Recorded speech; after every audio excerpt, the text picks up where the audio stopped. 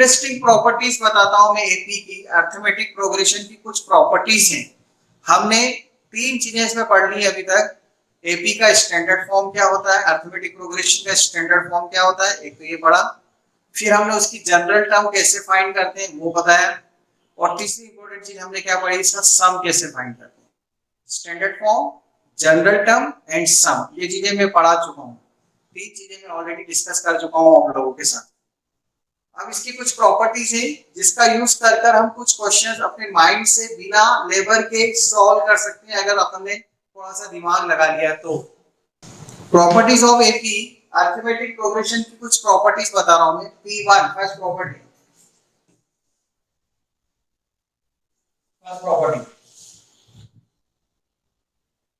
अगर कोई एपी है ए प्लस डी, ए प्लस टू डी, ए प्लस थ्री डी, ए प्लस ए minus one D, ये AP है। लेकिन ऐसे समझ में नहीं आती सर क्या लिख दिया, सबने आपने एबीसीडी लिख दिया, ऐसा लग रहा है 1 2 3 भी लिख दिया साथ में, तो कुछ समझ में नहीं आ रहा है। एग्जांपल लिखता हूं 1 5 9 13 ऐसे लिखिए। इसमें 4 का डिफरेंस है, 1 + 4 9, 1 + 4 5, 5 + 4 9, 9 + 4 13 एंड सो ऑन। आप देख रहे हैं 4 का डिफरेंस चल रहा है इसमें, तो ये एपी है। एपी का मतलब होता है ऐसे नंबर का कलेक्शन जो एक डेफिनेट ऑर्डर से अरेंज्ड हो। और वो डेफिनेट ऑर्डर कैसा होना चाहिए कि सेकंड टर्म में से फर्स्ट को, थर्ड टर्म में से सेकंड को माइनस करने पे सेम आए। तो वो ऑर्डर हमारे यहाँ पे क्या है, डिफरेंस क्या है, इक्वल है। इसलिए हम इसको डी से बताते हैं, इसलिए डी लिखा जाता है। तो वो डी डी डी डी सब में प्लस करते जाएं, इसमें 4 प्लस करें, इसमें 4 प्लस करें, इसमें 4 प्लस करें, तो वो टर्म आती जाएगी। अगली टर्म इसकी डी + 2डी + 3डी ऐसा है। मतलब पहली वाली टर्म में 4 प्लस करो, फिर 8 प्लस करो, फिर 12 प्लस करो, तो ये टर्म आती जाएगी। इसलिए ऐसा लिखते हैं, ये स्टैंडर्ड फॉर्म होता है। ये पहला पॉइंट था स्टैंडर्ड। ये ए मतलब फर्स्ट है, डी मतलब कॉमन डिफरेंस। अब मैं क्या बता रहा हूं आपको, ये तो हमें आता है, पढ़ लिया हमने 2 दिन पहले, परसों की हमने ये चीज पढ़ी थी, शुरुआत करी थी एपी चैप्टर में। अब लुकिए, हम ये बोल रहे हैं कि अगर इस एपी के अंदर मैं क्या करूं, +2 ऐड कर दूंगा, +2। इसका क्या मतलब, अगर एपी की हर टर्म में कोई एक नंबर प्लस कर दिया जाए तो जो रिजल्टिंग सीक्वेंस आएगी वो भी एपी आएगी। देखो इसमें +2 करवा दे, कितना हो जाएगा, 3 7 11 15, वापस एपी है, 4 के डिफरेंस है। मतलब यहां पर एक इंपॉर्टेंट चीज हमारे माइंड में आ गई कि अगर एपी में कोई टर्म्स दे रखी हैं तो सभी टर्म में कोई एक कॉमन टर्म प्लस करने से उससे एक नई एपी मिलेगी। So when we add a constant in the terms of the AP, the resulting sequence is again an AP. ये एक important property. Is it okay? समझ में आई बात? कोई डाउट? किसी को डाउट? कोई क्वेश्चन पूछना है please? First property. Second property, अब मैं बोल रहा हूँ मैं सबके अंदर -2 कर देता हूँ, तो देखो क्या होगा। ये +2 करने से ऐसा हुआ, -2 करा इसमें, इसी की बात कर रहा हूँ मैं। -1 हो जाएगा, यहाँ 3 हो जाएगा, यहाँ पर 7, यहाँ 11, ये भी एपी है, ये भी एपी है, ये ओरिजिनल एपी है। जो ओरिजिनल एपी दे रखी थी उस पे +2 किया, नई एपी बनी। इसका फर्स्ट टर्म चेंज हो गया लेकिन डिफरेंस वही था। ये नई एपी है, उसका डिफरेंस वही है लेकिन टर्म्स जो बनी है वो एपी भी है। फर्स्ट टर्म चेंज हो गई है, बस कॉमन डिफरेंस सेम है। तो हम ये बताना चाह रहे हैं कि अगर किसी एपी की फर्स्ट की टर्म्स में कोई नंबर प्लस कर दे या कोई नंबर माइनस कर दे, सभी टर्म के अंदर एक जैसा नंबर, तो रिजल्टिंग सीक्वेंस भी एक एपी बनकर आती है। प्लस माइनस दोनों भी। थर्ड प्रॉपर्टी, इनटू 2 कर देते हैं, तो देखते हैं क्या होता है। 2 का मल्टीप्लाई करा, 2 10 18 26, क्या ये एपी है?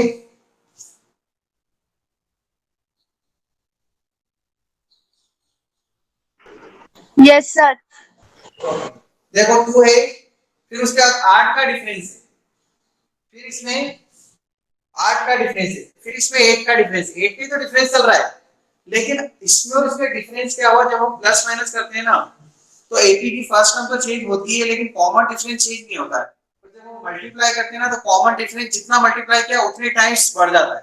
देखो पहले कॉमन डिफरेंस कितना था, कितने का डिफरेंस था, यहाँ डी कितना था 2, यहाँ पे भी डी कितना था 2, यहाँ पे भी डी कितना था 2, लेकिन यहाँ पे डी कितना हो गया 8। डी मतलब समझते हैं ना, डी का मतलब कौन, हाँ तो Sir, common difference. Common difference. Common difference. तो कॉमन डिफरेंस यहाँ दो दो का था, यहाँ पे भी दो दो का रहा, यहाँ पे भी दो दो का रहा, लेकिन यहाँ पर क्या हुआ, जैसे 4 का मल्टीप्लाई किया तुम 2 का मल्टीप्लाई किया तो वो कितना आ गया अपने पास, किसका मल्टीप्लाई किया था हमने इसमें, सर वो D4 है वो पहले वाला। पहले वाला, हां सॉरी D4 था, D4। हाँ sir. हां सॉरी D4 था। तो अपन ने इसमें 2 का मल्टीप्लाई किया तो कितना हो गया 8, सब में D4 4 था, यहाँ पे भी 4 था, यहाँ पे भी 4 था, इसमें 2 का मल्टीप्लाई किया तो 8 हो गया।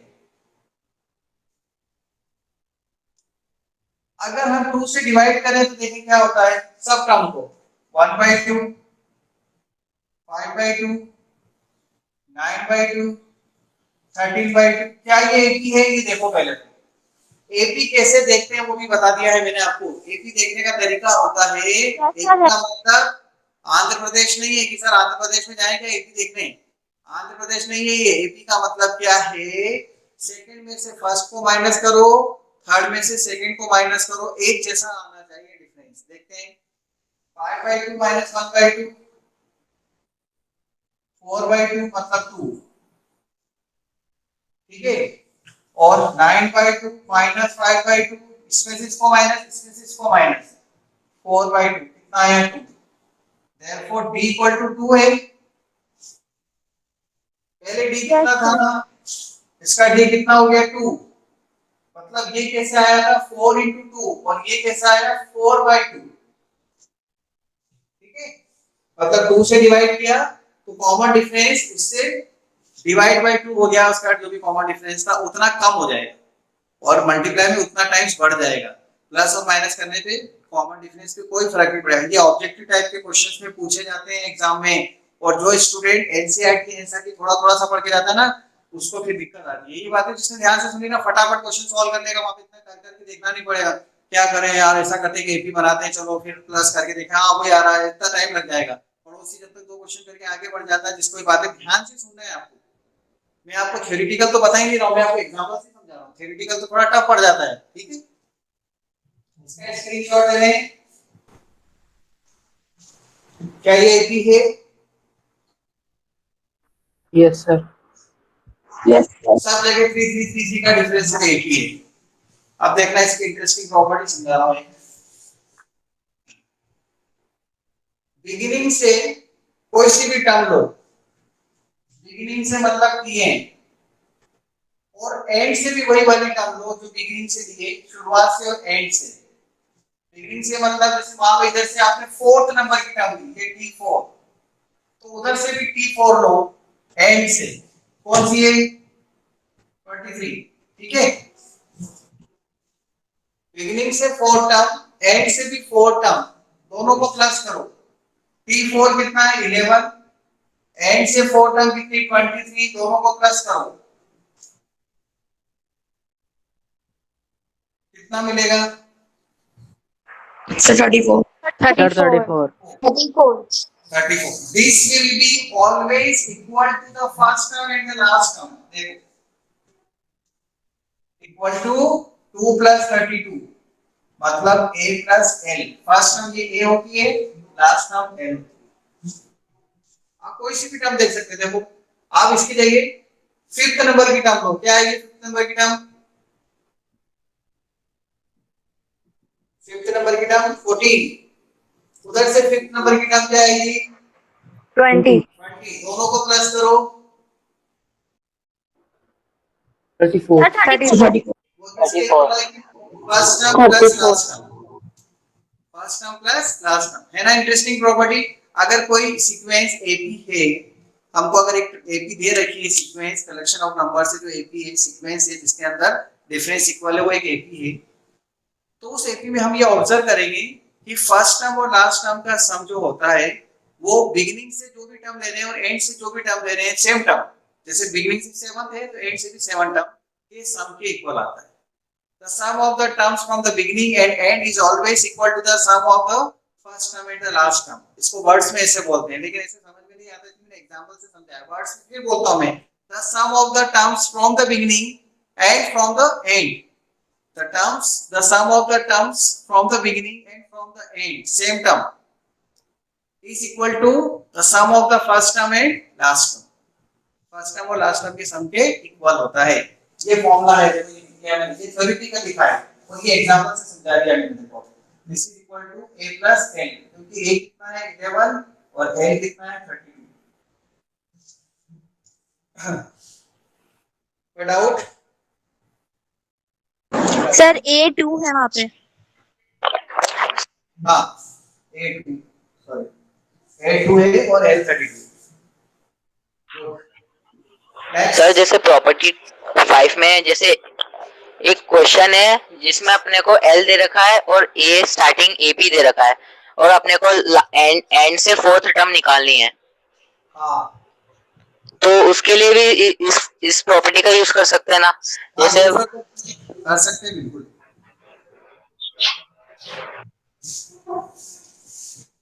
ठीक है, बिल्कुल यूज कर सकते हैं। Okay. Property number 6, nth term of AP. मैं आपको एक बार फिर बोल रहा हूँ कि ये चीजें आपको एनसीईआरटी की बुक में नहीं मिलेगी, लेकिन ये सारे क्वेश्चंस आपको क्वेश्चन कहाँ मिलेंगे? जितने भी सैंपल पेपर्स देखेंगे आप, जितनी भी रिफ्रेशर्स देखेंगे, जितने भी पुराने पेपर्स देखेंगे, एग्जाम के जो टाइम पे जो क्वेश्चन पेपर आते हैं, सैंपल पेपर्स, इसमें सब में आपको इस तरह के क्वेश्चन बहुत सारे मिलेंगे। ऑब्जेक्टिव, और आजकल 20 नंबर के ऑब्जेक्टिव आते हैं, आपको पता है। 20 नंबर के ऑब्जेक्टिव में इस तरह की चीजें बहुत आती है एपी के अंदर। फिर स्टूडेंट इसका ध्यान रहता है, इस पर बात को ध्यान से सुन रहा है, उसको जल्दी जल्दी सॉल्व होगा। अदरवाइज एक स्टूडेंट वहां एग्जाम में ट्राई करेगा, भले बहुत अच्छा पढ़ने में बच्चा है, लेकिन वो भी क्या करेगा, उसको ये पता नहीं है, इसलिए वो क्या करता है, वो एग्जांपल लेने के सोचेगा, टाइम लगाएगा। और जिसको जो इंटेलिजेंट नहीं है उसका तो कुछ हो ही नहीं सकता, वो तो वहां पर एग्जांपल भी नहीं ले पाएगा। पर एटलीस्ट अगर उसने ध्यान से सुन लिया है तो उसको याद आ जाएगी बात। nth term of the AP, कोई फार्मूला बताएगा nth टर्म ऑफ एपी का?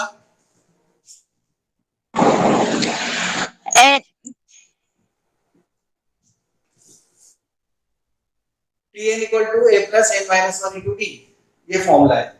ठीक है, इस फॉर्मूले में आप ऑब्जर्व करो, a कांस्टेंट है फिक्स, t भी फिक्स और 1 भी फिक्स, सब नंबर फिक्स है। एक चीज इसमें ऐसी दिख रही है n जो फिक्स नहीं, क्योंकि ये तो चेंज होगी, 7 term, 10 term, 20 term, 100 term, 120 terms, कुछ भी हो सकता है। सो n is variable, n change हो रहा है, डिफरेंट सिचुएशन में डिफरेंट वैल्यू अटेंड कर रहा है, इसलिए हम इसको बोलते हैं वेरिएबल। Any doubt? अब क्या बताना चाह रहा हूं मैं, सुनना। nth term of the AP tn equal to a plus n minus 1 t, इसमें चीज को ऑब्जर्व करना, ये फिक्स, ये भी फिक्स, 1 भी फिक्स, n चेंजिंग, इसलिए इसे हम ऐसा बोलते हैं कि जो लीनियर एक्सप्रेशंस, मतलब ये जो टर्म है ना, ये जो nth टर्म का फॉर्मूला है ना, ये n की पावर 1 रखता है, और n की पावर 1 रख रहा है, और n वेरिएबल है। जैसे x की पावर 1 है, y की पावर 1 है, तो अपन linear equation in two variable पढ़ चुके हैं ना चैप्टर, इसमें x और y की एक्सपोनेंट 1 होती है, यहाँ n की एक्सपोनेंट 1 है, तो linear equation in one variable बोलते हैं इसको। अब linear equation in one variable की जगह इसका नाम वन वेरिएबल की इक्वेशन क्यों नहीं है? क्योंकि इधर भी अपने पास tn पता नहीं है, इसलिए इसको क्या बोलते हैं, एक्सप्रेशन। इसे हम ऐसे लिखते हैं a plus bn, it is known as linear expressions। अब आपको लगेगा सर ये क्या लिख दिया, आपने अच्छा खासा समझ में आ रहा था, बीच में ये क्या लिख दिया? अरे ये और कुछ नहीं है, a स्मॉल a था ना ये, और इसका इसमें मल्टीप्लाई करके तो माइनस d आएगा ना, a माइनस d एक नंबर आएगा, उसको कैपिटल ले लेंगे, तो फिर ये b क्या है, ये d को यहाँ n के साथ में जो टर्म है वो d है, उसको मैंने यहाँ d लिख दिया। मैं चाहूं तो dn भी लिख सकता हूं, नो प्रॉब्लम। पर होता क्या है, मैथमेटिक्स के कुछ रूल्स बने हुए ऐसे जो आपको परेशान कर देते हैं अच्छी तरह से लिखने के लिए, कि a के साथ में b लिखो लीनियर एक्सप्रेशंस के लिए, a plus b, a plus b by ऐसे लिखना होता है, इसलिए आप ये भी लिख सकते हैं a प्लस b। एग्जांपल,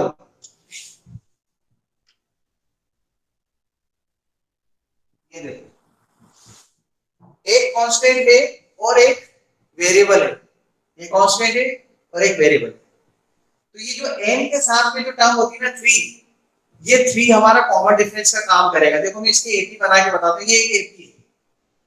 कैसे एपी है सर? एपी में तो टर्म दिखना चाहिए, टर्म तो दिख नहीं, टर्म्स बनाता हूँ मैं। देखो 1 पुट करो, t1 कितना आएगा 5, 2 पुट करो कितना आएगा, कितना आएगा 2 पुट करेंगे तो 8, Correct.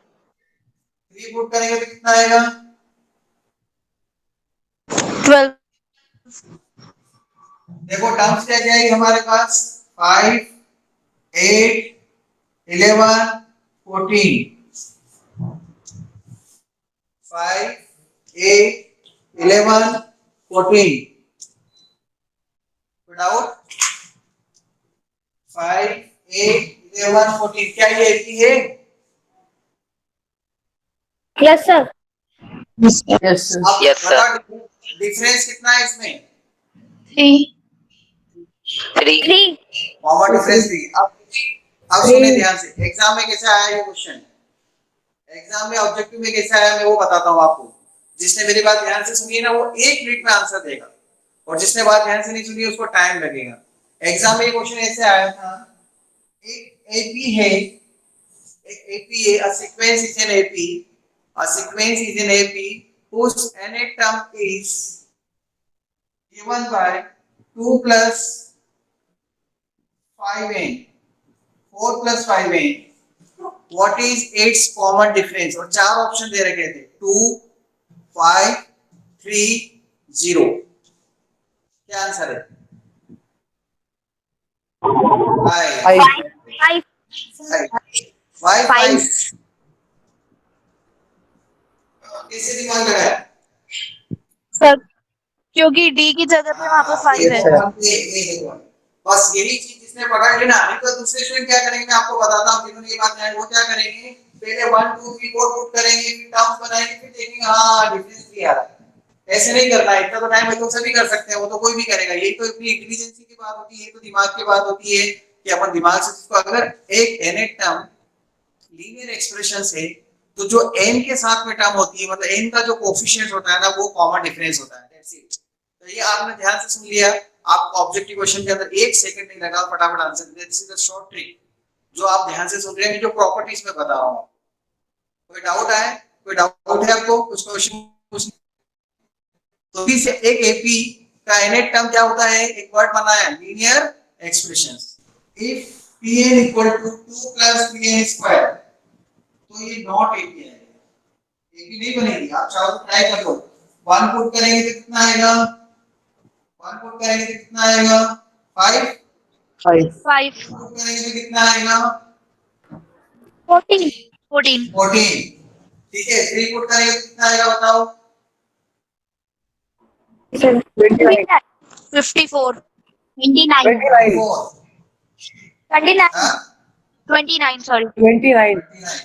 तो पहली टर्म 5, फिर 14, फिर 29, क्या ये एपी है? No sir. हाँ, तो ये इसलिए लिखेंगे not AP because it is not linear expression in n, therefore it will not keep NAP। ऐसे करने की जरूरत ही नहीं टर्म्स को रखने की। कोई डाउट है ना? इंटरेस्टिंग प्रॉपर्टीज समझ लेंगे तो आएगी समझ में बात। 4 प्रॉपर्टी तो वही होगी सर 6 हो गई थी। हां, 4 आएगा। नेक्स्ट प्रॉपर्टी,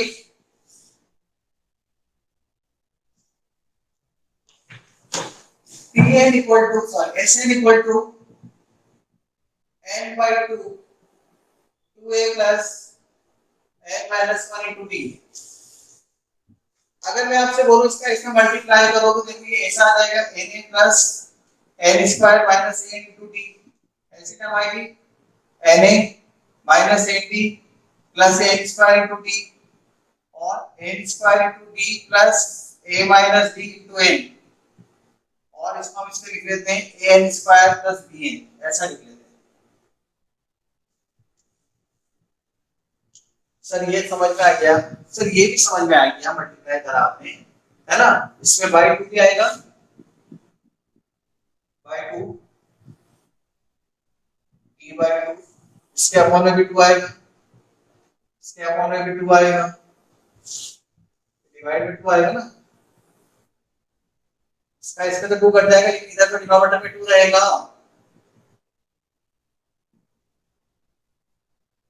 ये जो टर्म्स है इसमें हमने क्या करा, एन ए और इसमें एन स्क्वायर डी बाई 2 को इधर लिख दिया, ये वाली टर्म तो मैंने यहाँ लिखी है, इन दोनों में एन कॉमन ले लिया, तो a माइनस डी बाई 2 लिखा है। क्या बताना चाह रहा हूँ मैं आपको, वो सुनना ध्यान से, कि जो सम का फॉर्मूला होता है ऐसे, सम का फॉर्मूला होता है ना एपी का, उसमें a स्क्वायर प्लस bn के फॉर्म में होता है, मतलब ये क्वाड्रेटिक एक्सप्रेशन होता है विदाउट कांस्टेंट। जो सम का फॉर्मूला है एपी का वो क्वाड्रेटिक एक्सप्रेशन होता है, और टर्म का फॉर्मूला क्या होता है, टर्म का फॉर्मूला क्या होता है, लीनियर एक्सप्रेशन होता है। हाँ वेरी गुड, ये आंसर चाहिए, लीनियर एक्सप्रेशन। और क्वाड्रेटिक किसका होता है, सम का फॉर्मूला। उसमें n स्क्वायर आ रहा है ना, ब्रैकेट में मल्टीप्लाई होगा तो देखो n स्क्वायर आएगा, वो विदाउट कांस्टेंट। क्वाड्रेटिक पॉलीनोमियल नहीं बोल रहा हूं क्योंकि इसमें प्लस ही नहीं है।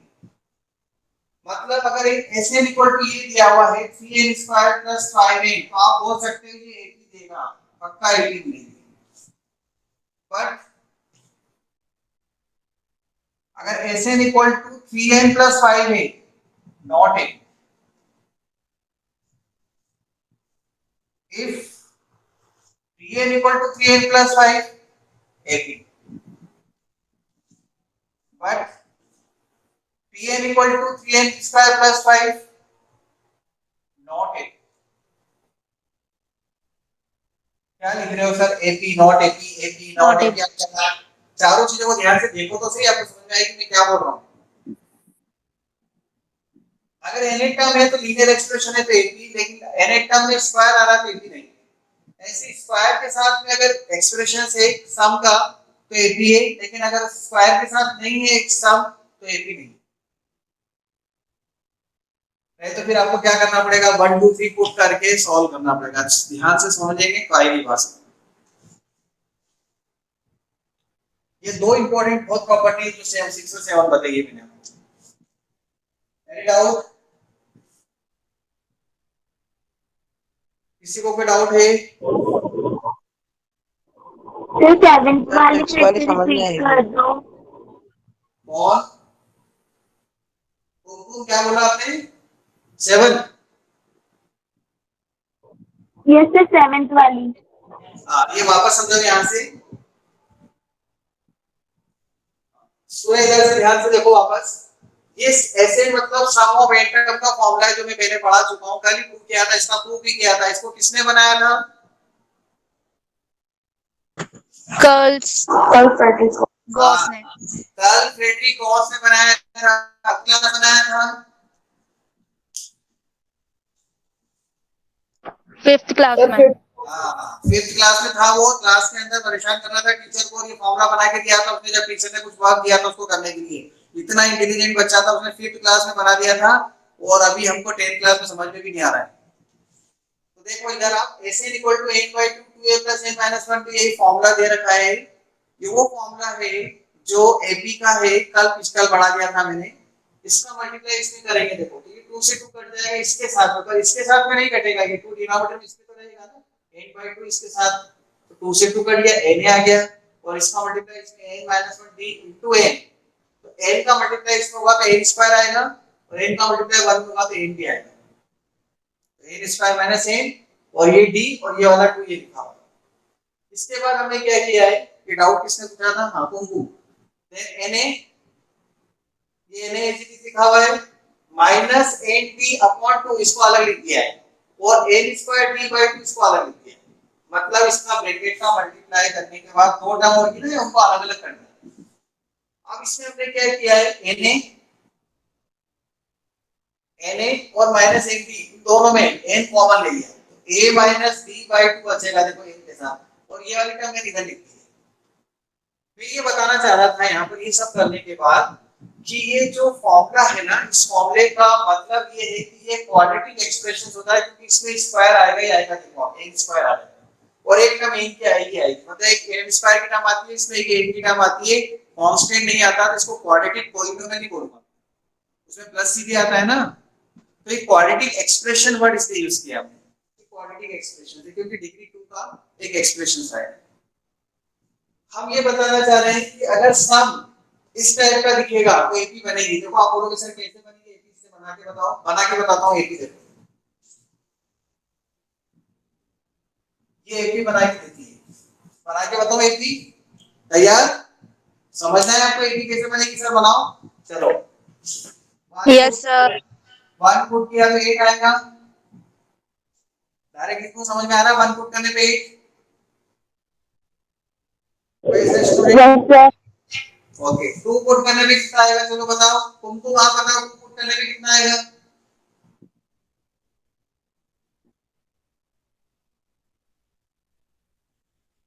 मैं बताऊं? हाँ सर 22 आएगा। Yes, sir. ओके, 3 पुट करने पे प्रियांशी जय तुम बताओ। 42.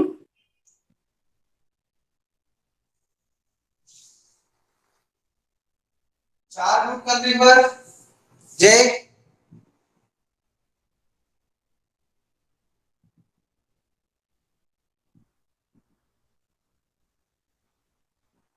जय 4 पुट करने पे सर मैं बताऊं? हाँ बताओ। 68। इससे और क्या मान जाएगी? बस 4 से पता लगाने के एक ही है। क्या ये एक ही है? नहीं है सर, आप तो बोल रहे थे एपी आएगी सर, ये तो एपी है ही नहीं, है ना? लग रहा है ऐसा? Yes, sir. तो फिर क्या, मैं तो गलत हो गया ना? बोलो सर, आप तो गलत बोल रहे थे, देखो एपी तो आई नहीं।